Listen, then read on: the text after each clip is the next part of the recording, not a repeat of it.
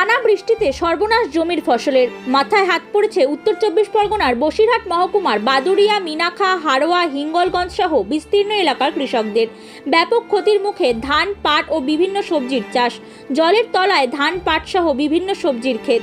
বিঘার পর বিঘা চাষের জমি জলের তলায় রয়েছে। জমির জল বার করার চেষ্টা করা হলেও কোনো লাভ হচ্ছে না। বৃষ্টিতে জমির ফসল নষ্ট হয়ে যাওয়ার আশঙ্কায় চরম অনিশ্চয়তার মুখে ওইসব কৃষকেরা। এক কৃষকের কথায়, কাঁকরোল, পেঁপে, পটল, বেগুনের মতো সব ফসলই জলের তলায়। পাটও ডুবে গিয়েছে, সেগুলো আর নেওয়া যাবে না। ফলে বড়সড় আর্থিক ক্ষতির আশঙ্কায় দিশেহারা হয়ে পড়েছেন কৃষকেরা। এদিকে অনেকেই ঋণ নিয়ে জমিতে চাষ করেছেন। ফসল না পেলে সেই ঋণ কিভাবে শোধ করবেন তা ভেবেই উঠতে পারছেন না।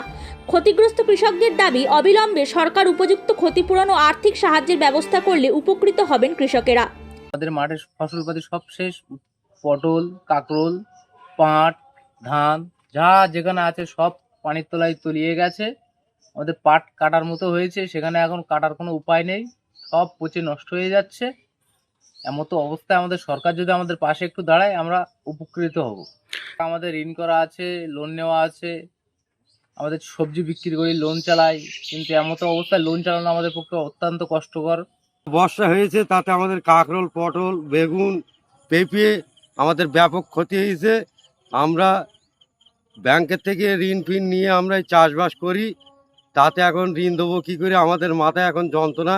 আর সে আর কাটার পরিস্থিতি নেই, পানিতে একদম পুরো ডুবে গেছে।